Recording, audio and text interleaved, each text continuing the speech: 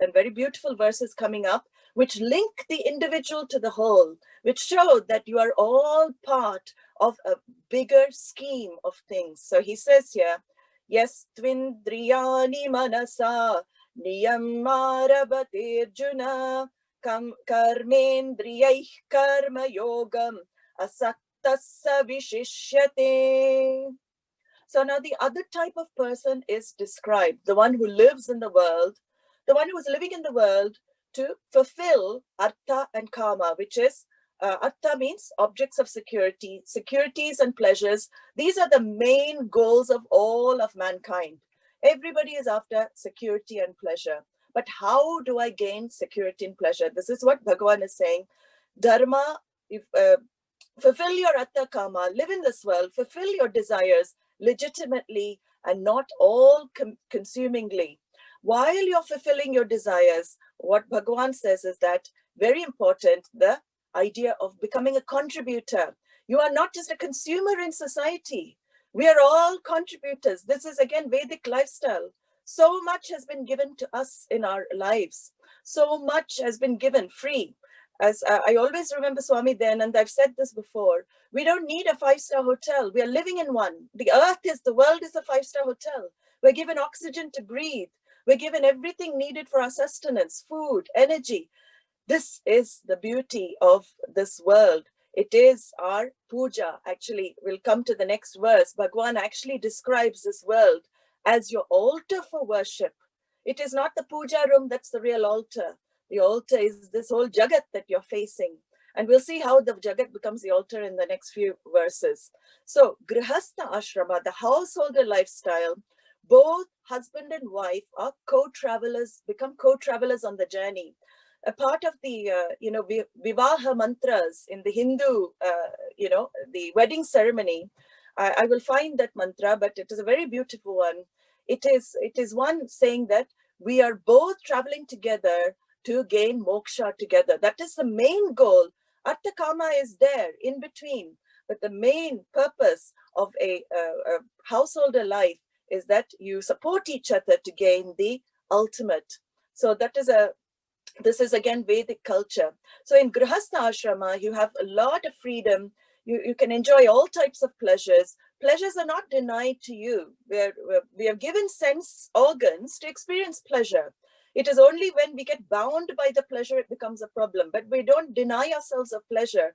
Even a wise person, if he sees something, if something nice is offered for him to eat, he will definitely take it up and enjoy it in that moment. But the difference is he will not crave for a second helping. He will not crave for a third helping. What do? We crave. Once we experience one moment of pleasure, we want it repeated again and again. Yes, I want to experience that joy again. I want to experience. And generally, the fact is, the second time you experience it is never like the first time.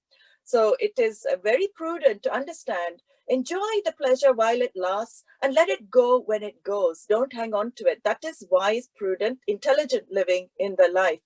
But everything, enjoy the sensory pleasures, enjoy intellectual pleasures, enjoy emotional pleasures, all different types of pleasures, aesthetic pleasures. So many pleasures are available for us in this world. But what Bhagavan says, moderately. The path of moderation is the key when you're living a karma yogi lifestyle. Keep moksha as the goal, because if you start indulging too much, what happens? You get sidetracked. You forget. What are you doing all this for? Why are you living this lifestyle?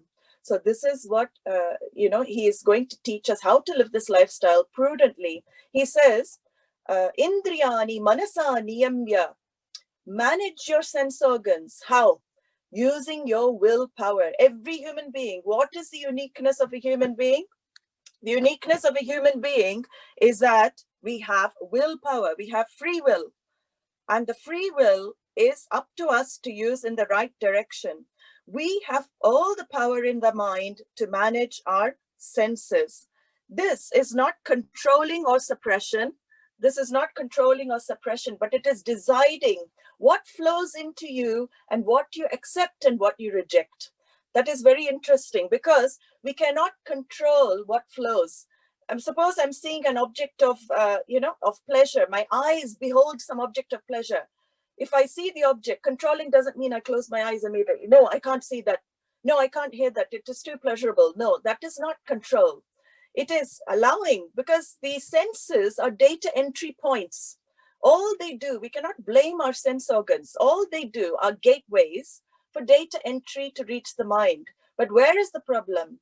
The problem is when the mind hangs on to the sense objects. So it is the mind that needs to be managed. It is not the sense organs, really, because sense organs, of course, we don't need to dwell on objects of our desire. We can turn away, but we don't need to force. This is what Bhagavan's saying. It is no force, no control, no suppression, but using your free will, your decisive capacity, your discriminative capacity to say, no, I'm not going to allow this to dwell, in my mind. This is not good for me. I am going to let it go. So is it necessary? We ask ourselves question, is it necessary in my life? Is it useful in my life, what I'm bringing in? Does it help others? Now, this we hardly ever ask, but again, Vedic culture very much is in the Bhagavad Gita. Does this benefit anybody else? This is a very beautiful way to live. We don't just think of I and mine. Vedic culture is expanding, saying, if something benefits somebody else, definitely it is worth it. So this is using the discriminative capacity not to let the senses run wild and violate dharma.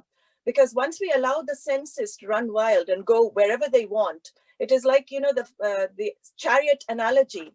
We have said about the chariot analogy where the, horses are the five senses, and then the reins, Krishna is holding the reins of the mind, controlling the five senses. If I let the five senses go all different directions, there is no path that the horses will go on. So I have to allow the buddhi, discriminative capacity, to reign in the mind, which reigns in the senses. Don't also suppress. So there's two things. We don't let them run wild, but we don't do the opposite either. See, people have the tendency to do the opposite. If I don't allow the senses to go out, then I suppress them.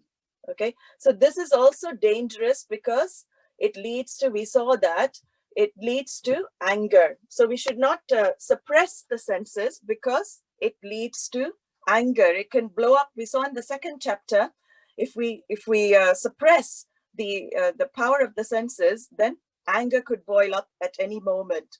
So he says here, without doing any of this, managing your senses, that is the correct word, managing your mind, which manages your senses, karmendriyai karma yoga arabhate. Take to a life of karma yoga, O Arjuna. Use the organs of actions which are given to you. So the organs of actions are given to you. We saw what the organs of actions are, and use them. How do you use the organs of action? He says, work in the world, be in the world, be engaged in the world, be active in the world. Asaktaha, very beautiful word here he brings in. Asaktaha, not overly concerned for the karma palam. Now listen to these words very carefully. It is not that you don't expect results to happen. This is a very long translation of this, of these type of verses. We do expect results. We only act because we expect results, but we are not overly concerned for the results of action. We are not overly concerned for the karma palam. And really, if you look at it, this is real renunciation. It is not taking to ochre robes, actually. Bhagavan will go on to say in other verses, the real renunciation is being in the world and being able to manage yourself in the world, not being touched by, you're in control. However many sense objects, objects of pleasure, everything is given to you, you are in control. You are able to manage. So not overly concerned for karma palam, asaktaha. Don't get overly attached to anything, because how do I not get attached to things? I have to examine the nature of everything. It has a nature of coming and going. Everything in this world has a nature of coming and going. If I remind myself constantly, it is anitya. It is called anitya in the Shastra, very important word. Nothing is permanent in life. Everything is ephemeral. It is going to come and go. So this, I keep reminding myself, and then I will let go of things. I won't cling to things. So empower yourself. Bhagavan is saying, asaktaha, which means empower yourself. Holding on to objects and people will bind you. You'll become like an emotional yo-yo.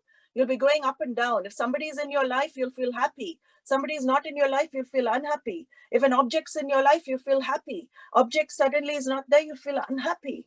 So we don't want to become emotional yo-yos in our lives. So he says, empower yourself. If you allow the objects to empower you instead, your free will cease to operate. That is the big trap that you get into. Your free will cease to operate. It is like an alcoholic, Oh no, alcoholic will say, no, just one more glass of wine I'll need. One more glass of wine. And then after that glass of wine, what will they say? I need, just another glass of wine. Now, the question we ask is, are you taking the wine, or is the wine taking you? The object starts controlling you eventually. You are not, your free will stops operating because the sense object actually rules your life. And this is what leads, that's what Bhagavan is saying, be careful. Don't give your power away to anything. Don't give your power away to anyone.